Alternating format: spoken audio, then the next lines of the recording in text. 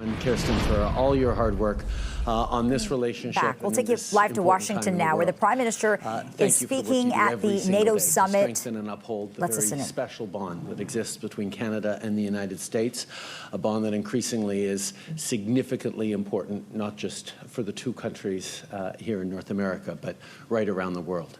C'est un grand plaisir aussi d'être ici avec la ministre des Affaires étrangères du Canada, Mélanie Joly, le ministre de la Défense nationale, Bill Blair, et d'autres collègues parlementaires, Julie Zerowitz, Vance Badaway, James Maloney, Judy Scrow, Francesco Sorbara, Anthony Housefather, and Cody Blois. I also want to thank the numerous people from our NATO allies in attendance today for this event to celebrate NATO's Climate Change and Security Center of Excellence. And before I continue, I also want to recognize General Wayne Eyre, who is joining us here today at NATO and is attending his final NATO summit before retiring later this month. General, thank you for your many years of outstanding service, not just to Canada, but to NATO and to the world. Canada and NATO have long recognized an indisputable fact. Climate change is not only an existential environmental threat, but one of the defining security issues of our time.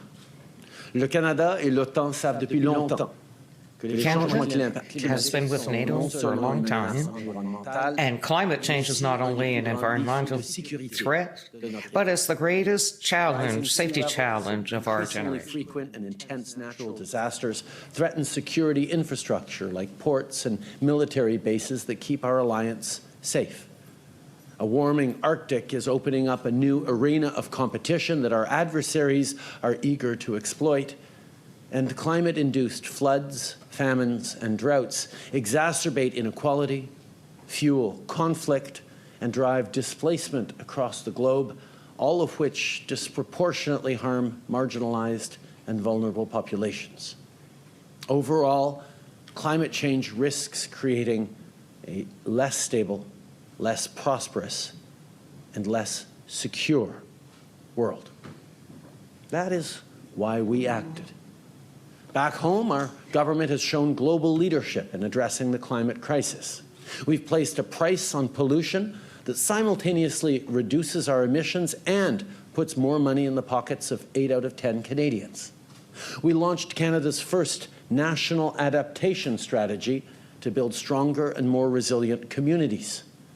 We became the first major oil-producing nation to introduce a cap on emissions from the oil and gas sector, and we're creating hundreds of thousands of good-paying, sustainable jobs from coast to coast to coast with our $160 billion investment in our net zero economic plan and green industrial strategy, showing every step of the way that good climate policy is good economic policy.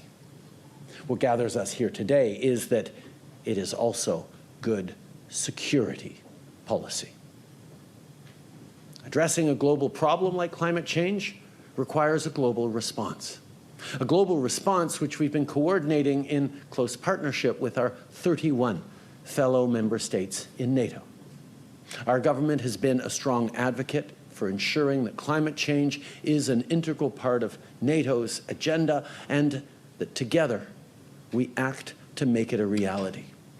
Notre gouvernement a toujours insisté pour que la lutte contre les changements climatiques fasse partie du programme de l'OTAN. Fighting climate change is part of the NATO program, so we'll work together. In 2021, the Alliance published the NATO Climate Change and Security Action Plan, a plan which recognized the risks that climate change poses to NATO and pledged to take action to address those challenges. In 2022 and 23, Canada co-led a climate change working group with Denmark and Norway to identify and establish NATO's climate research priorities. And we spearheaded the NATO Climate Change and Security Center of Excellence, which we were proud to launch last year, that will be housed in downtown Montreal. This center serves as a critical research platform to ensure that NATO allies and partners are equipped with the information they need to succeed in a climate-changed world.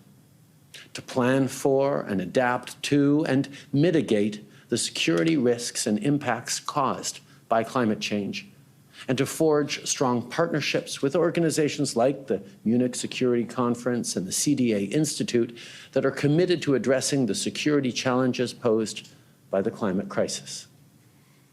So today, I'm excited to celebrate with you all the important milestone for the Centre.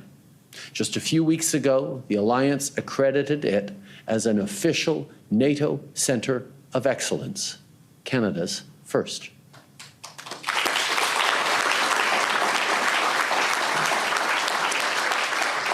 This important step was many months in the making and was only made possible by the strong support of the 11 sponsoring nations, 11 NATO allies who, like us, see the value of standing up a world-class, security-focused climate research body. We're looking forward to seeing what the Centre will accomplish, and we expect to see many more nations join in this work in the coming years. This Centre of Excellence, along with our leadership of the multinational NATO-led battle group in Latvia, our continued efforts to train Ukrainian military personnel through Operation Unifier, and our new defense policy vision, which invests $73 billion in defense over the next 2 decades, all demonstrate Canada's unwavering resolve to support the alliance, a resolve that continues to grow stronger. When we took office, Canada was spending less than 1% of its GDP on defense every year. But we vowed to change that right away, and we followed through on our word. We're investing more in our troops, in our capacity, and in our capabilities, all while continuing to provide assistance to our allies resisting Russian aggression. NATO is the strongest military alliance in the world. And to keep it that way, we must continue to step up individually and collectively to strengthen both our alliance and the collective peace it represents and protects. Canada stands with our NATO allies.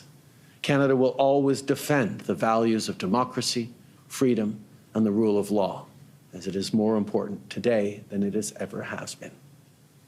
My friends, we must be clear-eyed about the current state of global affairs.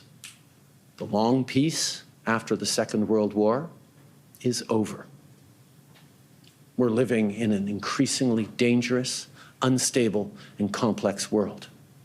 Cyber warfare, resurgent authoritarian forces, expanding regional conflicts, and everywhere increasing impacts of climate change all represent growing threats to our collective security and our continued prosperity.